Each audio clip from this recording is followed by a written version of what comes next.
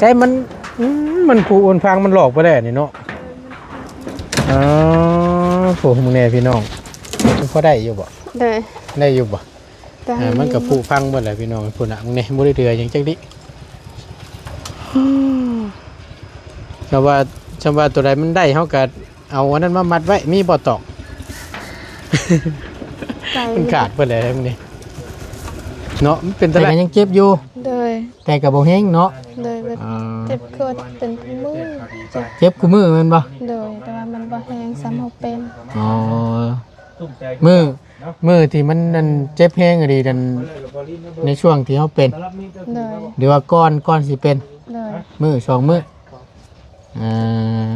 ตัวนี้ล่ะพี่น้องเกี่ยวกับปัวภายในโดยเฉพาะแล้วก็บวกกับ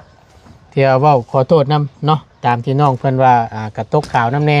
แต่มันรักษาน้ำกันได้อันนี้บรรจุเท่าไรนี่พี่น้อง60 เม็ดรับประทานหรือว่ากินนี่เช้าแรงหลังอาหารเด้อกินคู่มื้อกระปุกหนึ่งนี่ต่อเดือนหนึ่งถ้าง่ายก็เลยเอาให้3 กระปุกกระปุกหนึ่ง250,000ซื้อแม่น้องเพิ่นแล้วก็ตัวนี้ก็เส้นเดียวกันเด้อมันจะมี2แบบพี่น้องนี่ตัวนี้นั่นกินเฉพาะมันเจ็บแห้งตัวนี้เจ็บท้องแม่นไว้กินยำเจ้าเจ็บแห้งๆนะมิดนึงตัวนี้นะตัวนี้นั่นกินเรื่อยๆนี่นะย่างละมิดเด้ออันนี้มิดนึงอันนี้มิดนึงหลังอาหารคือกันตอนเช้ากับตอนแรงเด้อควบคู่กับตัวนี้ไปนำแต่อันนี้นี่กินบอลล็อกตัวนี้นะหักษาไปเกี่ยวกับภายในนี่แหละพี่น้องเลยเนาะแต่ตัวนี้นั่นเอาไว้กินเฉพาะย่ำเจ้าเจ็บแห้งๆอย่าลืมมีแผงเดียวนี่แหละเด้อนี่ตัวนี้ชื่อไว้แต่ตัวนี้นั่นคือบะเล้งนี่กินรสนี่หลังจากเขากินข้าวเสร็จปุ๊บตัวนี้มิดนึงนี่ตัวนี้ก็มิดนึงอันนี้ก็กินควบคู่ไปน้ำรสนั่นนี่นะเป็นเม็ดมิดนึงเป็นแคปซูลเก็บไปเอาเก็บไปโลดนั่นแหละโอเคเอานี่ขอบใจหลายโดยขอบใจละเอาบ่ฮะให้แบ่งเงินก็ไม่นี่บ่ไอ้บ่เอาไอ้บ่จะกีบจักบาทโมเมนต์เงินไอ้แบบบ่แม่นเงินอ้ายว่าอ้ายถูกนำลายแบ่งกันให้แบ่งกันคือซื้อยามาให้ทั้งน้องนี่แหละทั้งอ้ายนั่นบ่เป็นหยังดอกจะขอบใจหลายๆมีแต่ว่า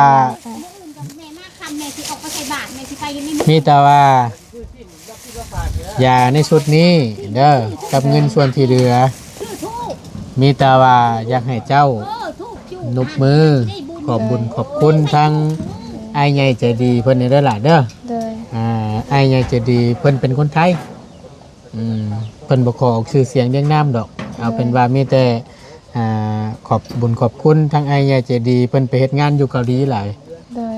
พังเพิ่นเบิ่งอยู่ณตอนนี้ก็มีแต่อยากให้เจ้าอวยพรอวยชัยให้กับอ้ายเพิ่นนั่นแหละที่เพิ่นชดเชยเจ้าในครั้งนี้ขอบใจขอบบุญขอบคุณไอ้ใหญ่ใจดีว่าผ่านนี่แหละล่ะเอาต้องขอบใจทางอ้ายผู้ใหญ่ใจดีที่ช่วยน้องเด้อขอให้อ้ายร่ำรวยสุขภาพแข็งแรงความเจ็บอย่าได้ความไข้จะมีไปทางใดให้ตลอดปลอดภัยอ้ายเด้อสาธุเนาะก็ดีใจ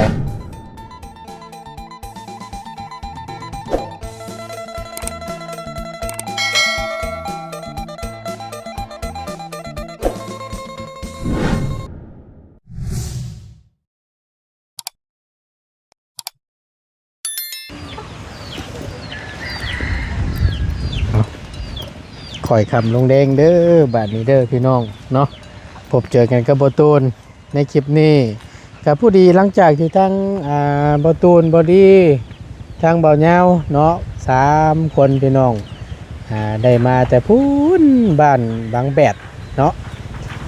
อยู่พุ่นละเมืองอัศพรเนาะก็เดินทางไกลแน่นอนนึงมื้อนี้ก็ได้ที่แรกคิดว่าสิบ่ได้เข้ามาหาทางน้องพรเพิ่นละพี่น้องผู้ดี มาฮอดแต่ยังเว้นอยู่ก็เลยแวะเข้ามาหาทางน้องเพิ่นก่อนก็แน่นอนทางบ่ตูนเข้ามานี่ก็ทำตามสัญญา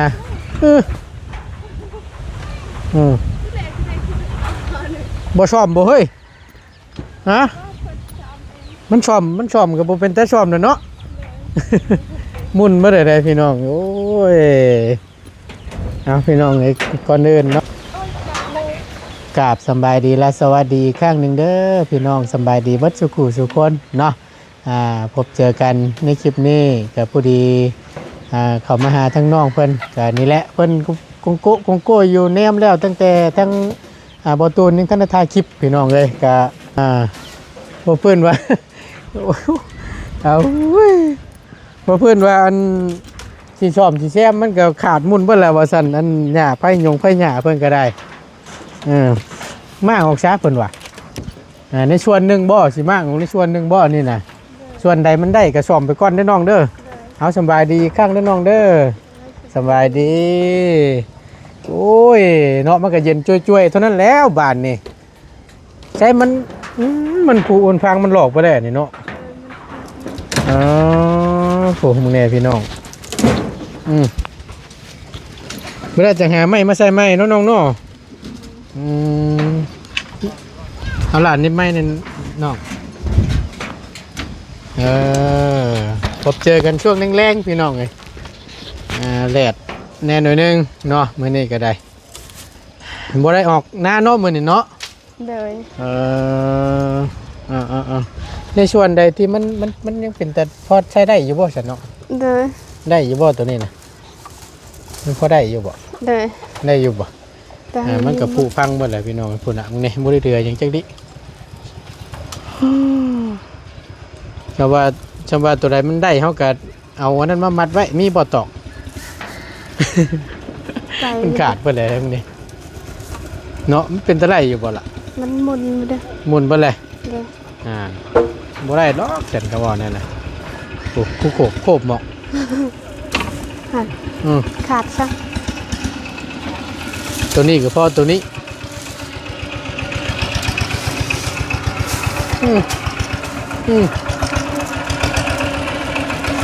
ปูไปแล้ว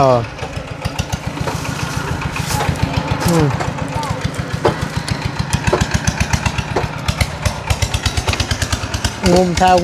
อยู่ไม่เต้นบ่เฮ้ยเหมือนทางมันเหมือนจากนอกลบได้มันอันนั้นได้น่ะมันตอดตาเจ้าได้น่ะมีแต่ตัวแมนเดียวที่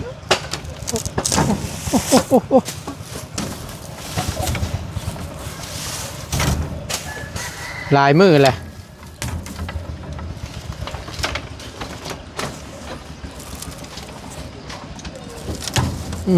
จับซื่อก็ออกเนาะ จับซื่อก็ออกว่าจันน้องเพิ่นว่ามันก็ขาดเบิดดีเลยพี่น้องมื้อนี้กอง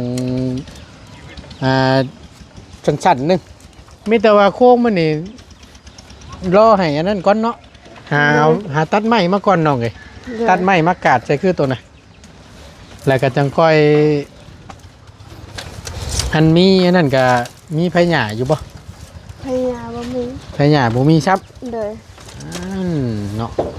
เป็นจังได้สันบาทนี่พี่น้องมันกับฟ้าลงฝนตกมันก็จางปางแล้วบาทนี่เลยเปียกเบิดเนาะเลยแต่ยังบ่ทันหื้อก็ยังเปียกเลยนะเลยแม่นบ่เลยกินข้าวแล้วบ่ยังอยู่ตั้งแต่เที่ยงมานี่ได้เที่ยงกินแล้วตอนเที่ยงน่ะกินแล้วเลยยังตอนแรงเลยใช่สารทั้งอันผู้แม่เจ้าไปใช้แม่เราไปให้แม่ไปให้เลยใช่อันผู้น้อยนี่ได้สารผู้ที่อันบ่ได้เกิดบ่ได้รองเท้าเมื่อวานนี่อันที่ให้นะไปให้คือกันไปให้คือกันใจน้อยอกน้อยใจพี่น้องเลยขอโทษขออภัยหลายๆพอดีบ่ตูนว่าสิซื้อมานี่แหละแต่ว่าบ่ฮู้ว่ามันน้องเพิ่นสิใส่เบอร์หยังได้สิใส่ซ้ำใดหั่นน่ะก็เลยบ่ได้ซื้อมาให้ซ้ำทางผู้น้อยน่ะหากแต่ว่ามื้อนี้ก็ได้ซื้อมาให้เพิ่นอยู่แต่ว่าเจ้าตัวเพิ่นบ่อยู่เนาะ ค่ำมุ้นบ่เพิ่นมาน่ะ โดย ให้คิดว่าน่าสิถืออยู่ได้เบอร์3เบอร์2เบอร์3คล้ายๆคือเกือบอ้ายเพิ่นนั่นแหละคือกันเพราะว่าถามเจ้าตัวเพิ่นอยู่เมื่อวานนี่ก็ว่ามักอยู่บ่แบบสินะเพิ่นว่ามักเพิ่นว่าบ่ได้ โอเคอยู่แล้วว่าเกือบไหม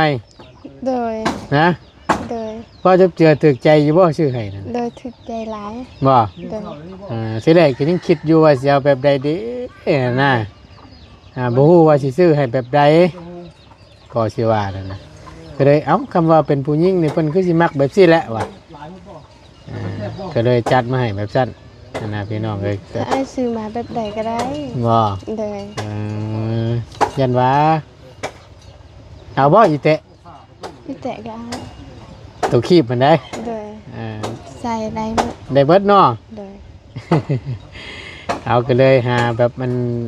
ราคาแพงๆให้แน่แล้วก็แบบมันแบบงามแน่นึงนั่นแหละว่าสั้นซะเนาะใกล้เพชรน่ะเพิ่นมาหายังเฮ้ยน่ะ ไก่คนในบ้าน ฮะ ไก่คนในบ้าน ไก่คนในบ้าน โดย หมู่แม่นไก่เจ้าบ่ บ่มี หมู่ได้เลี้ยงบ่หมู่มีจักตัวเด้นี่ โดย เอ่อ เลี้ยง2ตัวแล้วตัวหนึงตายตัวหนึงแล้วมีคนหลัก เอ้า แบบไปเฮือนเพิ่นแล้วก็เพิ่นขากิน ไปเฮือนเพิ่น โดย เพิ่นค่ากินช่างว่าแต่เนาะ แบบไก่ขึ้นเฮือนแบบนี้เลย อ๋อไก่ขึ้นเฮือนแล้วมันก็ทุนยิงเลย โดยบางทีก็ไปกินแบบข้าวตำข้าว อ๋อแบบว่าเพิ่นตำข้าวแล้วมันไปกินข้าวที่มันเฮียนะ โดย นั่นเพิ่นก็ยังขามันอยู่บ่ใช่บ่ว่า แบบแบบบ่ฮู้นะ หืม จักสิว่าจังได๋แบบขึ้นลงเฮือนบางทีก็ไปกินข้าวเฮือนเพิ่นทุกมื้ออืมบ่ได้อยู่เฮือนตัวเอง บ่ง่ายกับหม่องเพิ่นเคยได้กินว่าซั่นช้าเนาะหม่องเพิ่นเคยได้กินตีแล้วอันนี้ก็ได้สุดท้ายก็บ่มีซ้ำบาดนี่บ่มีจักโตเลย บ่มี แล้วกันบาทนี่เนาะใช้สารอันนั้นนะอันตะกร้าใช้ถ้วยใช้บ่วงไปไว้ใช้ อยู่เพิ่น อยู่ในผู้บ่ได้ใช้บ่ ใส่เมียนถ้วยไม้ เอาไว้ถ้วยไม้ โดย ก็สิถามนี่เห็นวางไว้อยู่น้ำหั่นคือบ่ใช้ซะดอกว่า เมียนถ้วยไม้ ฮะ เมียนถ้วยไม้ ถ้วยไม้ โดยแบบถ้วยซื้อมาแล้วก็เมียนแน่แล้วออกใส่แน่ อ๋อเปิดจิกว่าไงตัวยังบ่ทันได้ใช้งานนั่นเอาไว้ในตะกร้าหั่น โดย โอ้ยทางง่ายรถชื่อมาให้อันไว้ใส่อันยามล้างถ้วยล้างบ่วงแล้วก็ไว้อันใช้อันนั่นได้นะแต่บ่ใช่เอาใส่ตัวอันถ้วยที่ยังบ่ทันได้ใส่นั่นเอาไว้พุ่น โดย โอ้ใส่ไว้อยู่แซ่น พุ่นอยู่เทิง ฮะ อยู่เทิง ถึงได้ล่ะ พุ่นอยู่เทิง โอ้ โดย เออพวกชาติพวกหยังเนี่ยมันผ้าห่มมอนมันอยู่พุ่นไปเลยเนาะ โดยแบบตอนแรงละลง ตอนแรกน่ะเอาลงมาปูนอน โดย แต่ว่าพวกชาติมาดีเรียบร้อยแล้วนี่เนาะเปียกไปเลยนี่เนาะ โดยเปลี่ยน ทวนตัวนี้ข้างนี้เลยนี่นะพี่น้องเอาฉันมิตรว่าบาตูนก็ได้ทำตามสัญญาแล้วก็ตามที่บาตูนได้ว่าไว้เนาะก็คือพี่น้องได้เว้ากับน้องเพิ่นแล้วหลังไม่เมื่อวานนี่ก็ได้ถามแล้วล่ะอาการที่น้องเพิ่นเป็นก็เลยทั้งบาตูนก็บังเอิญใช่ไหมมันผู้ดีมีทางอ้ายใหญ่ใจดีเพิ่นก็เป็นคนไทยนี่แหละแต่ว่าเพิ่นไปทำงานอยู่เกาหลีพอดีเพิ่นได้เบิ่งในคลิปมาหลายๆก็เห็นที่เจ้าว่าเจ็บท้องเพิ่นก็เลยติดต่อมาหาทางอ้ายนี่แหละ ว่าเบาตูนเด้ยว่าซั่นรบกวนให้ทั้งเบาตูนอันซื้อยาแก้เจ็บท้องหรือว่าเกี่ยวกับที่น้องเป็นนั่นชื่อใหม่น้องเพิ่นแน่เด้อว่าซั่นทางเบาตูนก็เลยจัดแจงมาให้เนาะก็เข้าไปซื้ออยู่ในห้านขายยาและเมื่อเช้านี่นะก็เอามาให้เป็นที่เรียบร้อยพี่น้องเนาะก็ทั้งอ้ายเพิ่นฝากเงินมาให้ทั้งเบาตูนเป็นเงินบาท 1,500 แต่เบาตูนเอาเป็นเงินกีบเนาะหักเดือหักค่าตุมนมธรรมเนียมก็ได้อยู่ประมาณ60-70 ปลายพันพี่น้องเลยเดือจากซื้อเครื่องซื้อของโยเดี๋ยวต้องมาตูนกับสิได้มอบให้ทางน้องเพิ่นไว้ให้ตนให้ตัวไว้นำเอาถามแป๊บหนึงนะน้องเด้อ โดย เดี๋ยวสิเอามาละให้น้องเพิ่นพี่น้องเนาะไม่หยังนะน้อง เพื่อนหัก เพื่อนฮักเลย เลย โอ้โหตุ๊บดีแล้วเจ้าบ่ตกป้องอ่ะนะ ลงไปเอายาเขาเดียวนึงว่าฮักแล้วทั้งนี้กระพากพี่น้องเอ้ยเรียบร้อยแล้วเฮ็ดจังได๋ฉันบาดนี้ ดึงออกเลย ดึงออกเลย เลย มันฮักแล้วเนาะ เลย อืมอืมเอาสิหายังจะมาปิดบาดนี่ หาตัวนี้คืน ฮะ หาตัวนี้แบบนี้ หาอันไม่กระพากนี่ เลย เราต้องไปตัดไม้มาพุ่นแน่นี่เนาะ เลย ไปตัดไม้มาซับบ่ เลย โอ้ยพอฉันแน่นอนมันสิระวังยากแล้วบาดนี่ ถ้าลืมดิตกเลย โอ้เรียบร้อยแล้วแหละน่ะ สิไปทั้งได้เมื่อกี้นี่กำลังสิโยกลูกบ่ เลย บัดนั้นกระพากนั่นฮักพี่น้องเอ้ยเอาน้องพี่น้องเอ้ยกะผู้ดีทั้งเห็นน้องเพิ่นน้องโอ้ยว่าซั่นขึ้นมาเบิ่งเพราะว่าอันกระพากเพิ่นฮักเดี๋ยวไม่แป้นนั่นปูนี่เนาะ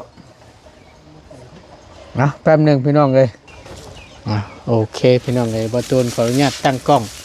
ก่อนเด้อบ้านนี้เด้อเนาะนี่แหละขออนุญาตพี่น้องเลยเบิ่งเด้อง่ายๆเสเบิ่งเด้อมีสองแบบว่าสั้นซะตัวนี้ก็สิเป็นแคปซูลนี่เป็นสมุนไพรตัวนี้เกี่ยวทั้งบอตูนอธิบายเพิ่นพังแล้วล่ะมื้อเช้านี่ก่อนสิซื้อกับผู้ดีทั้งบอตูนก็อธิบายตามที่น้องเพิ่นบอกบอตูนเมื่อวานนี้ก่อนสิเป็นรอบเรือนราคามันเจ็บแฮงว่าซั่นหลังจากเจ็บแล้วราคาปกติแต่ก็ยังเจ็บอยู่ เลย แต่ก็บ่แฮงเนาะ เลยแบบเจ็บกดเป็นมือเจ็บ เจ็บคือมือแม่นบ่ เลยแต่ว่ามันบ่แห้งซ้ำเขาเป็น อ๋อมือที่มันนั่นเจ็บแฮงอะดีนั่นในช่วงที่เฮาเป็น เลย หรือว่าก่อนสิเป็น เลย มือสองมือตัวนี้แหละพี่น้องเกี่ยวกับปัวภายในโดยเฉพาะราคาบวกกับที่เว้าขอโทษนำเนาะตามที่น้องเพิ่นว่ากระตกขาวน้ำแน่แต่มันรักษาน้ำกันได้อันนี้บรรจุเท่าไรนี่พี่น้อง60 เม็ดรับประทานหรือว่ากินนี่เช้าแรงหลังอาหารเด้อกินคู่มื้อกระปุกหนึ่งนี่ต่อเดือนหนึ่งทั้งง่ายก็เลยเอาให้3 กระปุกกระปุกหนึ่ง250,000อันนี้ แพง แพงบ่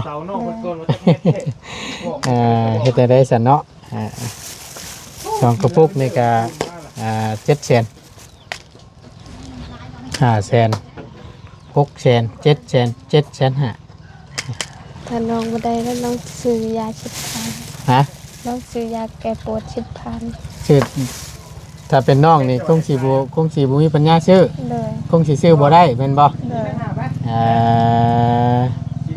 ไล่แต่ชื่อยาแก้ปวดนั้น10,000หั่น เลย เอาพี่น้องเนาะแล้วก็บวกตัวนี้น้ำอย่าลืมเด้อตัวนี้เด้อกินได้ตลอดเด้อ เลย กินได้ตลอดมันสิรักษาภายในมดลูกเท่านี่แหละตัวนี้นะพี่น้องกินเช้าแรงอย่างละเม็ด โดย อย่างละเม็ดว่าซั่นพี่มันต้องพี่อย่างละเม็ดเนาะบ่เตือนก็ได้ตัวนี้ผงพิเศษซื้อมาให้ทางน้องพรคำที่ว่าตีนเพิ่นนั้นเป็นนะเคยใช้อยู่แล้วว่านี่ผง มันเป็นยา บ่จะเจือบ่ฮู้ดีบ่ โดยแล้วคิดว่ายากินข้าวแซ่บ ฮะ คิดว่ายากินข้าวแซ่บ คิดว่ายากินข้าวแซ่บ โดย คิดว่าเป็นวิตามินสิบ่ โดย บ่แม่นน้องเอ้ยอันนี้เป็นผงพิเศษแปลว่าอันเฮาเป็นพงเป็นแพรนั่นตีนเฮามันได้ว่าอีหยังบาดอีหยังปาดนั่นคือน้องพรคำเป็นนั่นแล้วแม่นเอาตัวนี้ทาทำความสะอาดล้างทำความสะอาดมันแล้วก็ทาใส่แพรมันนั่นแหละตรงที่เฮาเป็นนั่น โดย อันนี้ผงพิเศษนี่แต่อย่า ใช้หมดเลย บกระบอบ่ใช่เบิดล็อกมันจะเป็นผงเนี่ยเอาจับเบิ้งมันเป็นผงเนี่ยเขาก็ใส่ตามบริเวณแผลเขานะมองใดเขาเป็นเขาก็หยอดใส่ เลย หยอดใส่ก็ว่ามันชั่วแล้วเขาก็ยา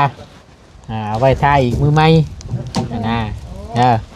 เอาไว้ทาอีกมือใหม่แต่ก็ใช่แล้วนะล่างมือล่างหยังให้จับเจือแต่จังคอยมากินเข่าวได้เด้อ โดย มันเบื่อได้นี่นะผงพิเศษพี่น้องเนาะซื้อแม่น้องเพิ่นแล้วก็ตัวนี้ก็เส้นเดียวกันเด้อมันจะมีสองแบบพี่น้องนี่ตัวนี้นั่นกินเฉพาะมันเจ็บแห้งตัวนี้ เจ็บท้อง แม่นไว้กินยำเจ้าเจ็บแห้งๆนะมิดนึงตัวนี้นะตัวนี้นั่นกินเรื่อยๆนี่นะย่างละมิดเด้อ โดย อันนี้มิดหนึ่งอันนี้มิดหนึ่งหลังอาหารคือกันตอนเช้ากับตอนแรงเด้อควบคู่กับตัวนี้ไปนำแต่อันนี้นี่กินบอลนล็อกตัวนี้นะหักษาไปเกี่ยวกับภายในนี่แหละพี่น้องเลยเนาะแต่ตัวนี้เนี่ยเอาไว้กินเฉพาะย่ำเจ้าเจ็บแห้ง โดย ๆอย่าลืมมีแผงเดียวนี่แหละเด้อ โดย นี่ตัวนี้ชื่อไว้แต่ตัวนี้เนี่ยคือบะแรงนี่กินรสนี่หลังจากเขากินข้าวเสร็จปุ๊บตัวนี้มิดหนึงนี่ตัวนี้ก็มิดหนึงอันนี้ก็กินควบคู่ไปน้ำรสนั่นนี่นะ หนึ่งเป็นเม็ด มิดหนึงเป็นแคปซูลแกะเบิ้งเนี่ยตัวนี้เนี่ย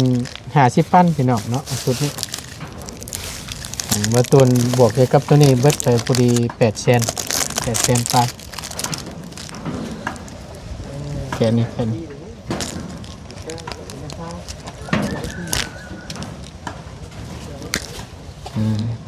แค่เบิ้งเห็นบ่เทออกมาเบิ้งได้ใส่ฝ่ามือนะ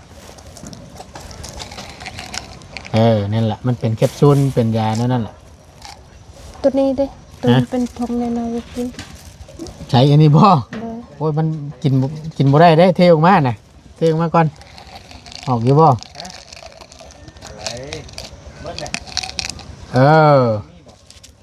อันนี้กินบ่ได้อันนี้นั่น กินบ่ได้ บ่ได้กันบูดมันซื่อมันเป็นยากันมันเป็นกันบูดสารกันบูดเพิ่นอันนี้น่ะนี่โอ้กินนี่เรียบร้อยแล้วได้นี่ ตายได้น้องเอ้ย ตาย อย่าไปกินได้กินบ่ได้ตัวนี้น่ะกินได้แต่ตัวนี้เทลงรถนั่นแหละย่างละมิดเด้อเช้าแรงหลังอาหารกินแบบนี้เลย กินแบบฉันเลยรถเวลามันเสียละลายหรอกตกใจบ่ เลย โอเคย้ำอย่าลืมมีแค่แพงเดียวนี่เอาไว้กินตัวมันเจ็บแห้งๆเด้อ เลย เอาตัวนี้แหละนิดนึงตัวนี้นะกินก็คือเจ้าเริ่มกินแต่มะแรงนี่ก็ได้กินข้าวอิ่มนี่1 เม็ดอันนี้ก็1 เม็ดตอนเช้าตอนแรงตัวนี้ก็ย่างละเม็ดเช้าแรงเด้อ เลย เอานี่แหละผงพิเศษนี่ก็อย่าลืมได้คือไอ้บอกกันเด้อใส่ตัวนี้ถ้าบริเวณแผลที่เขาเป็นนะ เลย ก็บ่ต้องใส่ลายนะให้มันทั่วแล้วก็เป็นยา ใช่มันสิแห้งดอกตัวนี้นะผงพิเศษใส่แล้วล้างมือล้างหยังจังค่อยไปจกข้าวจกน้ำ โดย บ่ล้างเบื่อตายอีกได้บ่ได้เด้อตายเด้ บ่ได้เด้อน้องเอ้ยเอาว่าตูนซื้อทั้งเบิดทั้งมวลนี่ก็เบิดไป800,000พี่น้องเนาะแล้วก็ยังเหลืออยู่เงินทั้งบ่ตูนก็ได้สิมอบให้ทั้งน้องเพิ่นไว้แห่ตนแห่โตไว้เนาะนี่แหละเหลือจากซื้อยาทั้งบ่ตูนก็สิมอบให้ทั้งน้องเพิ่นเลยพี่น้องนะ800,000 900,000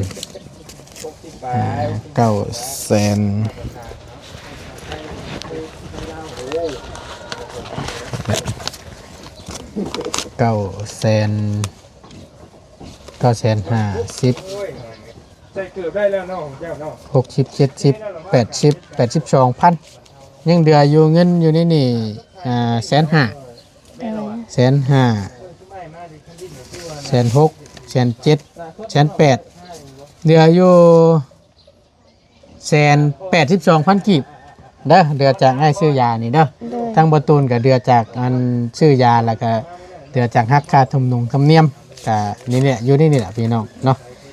ก็มอบให้ทั้งน้องเพิ่นเฮ็ดตนเฮ็ดโตไว้เอาไว้ติดตนติดโตเพื่อเพิ่น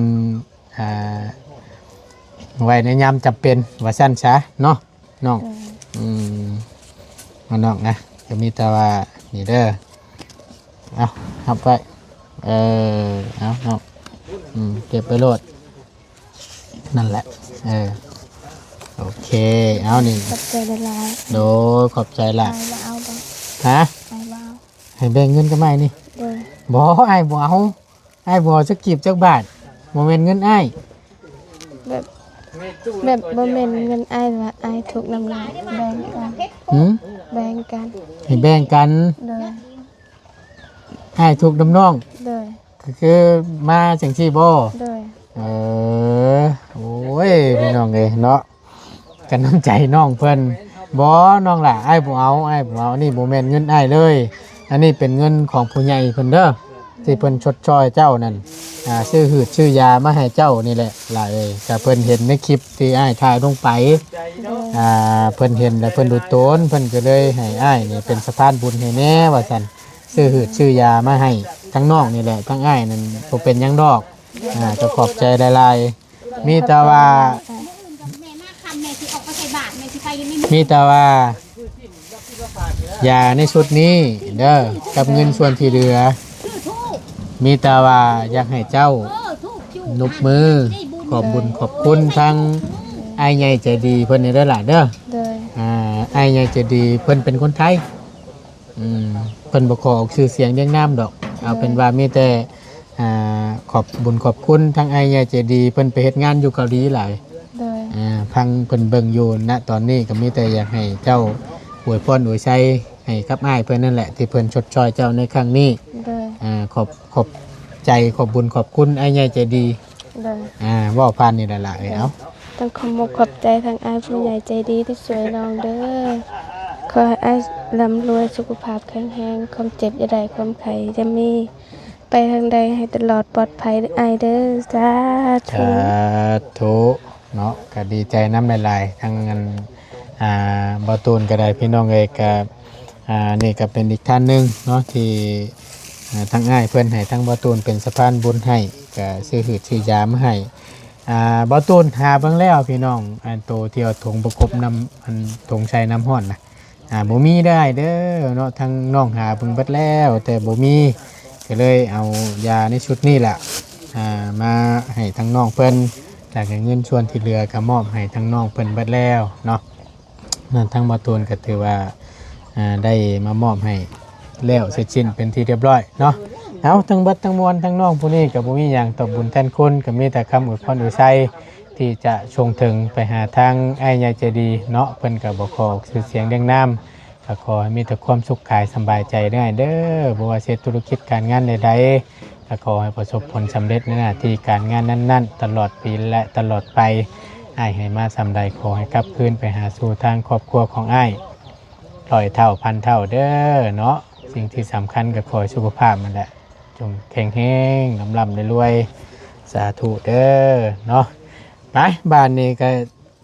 บ่ลืมแล้วว่าที่ให้บอก โดย บ่ลืมเนาะ โดย อืมชื่ออยู่แล้วว่ะ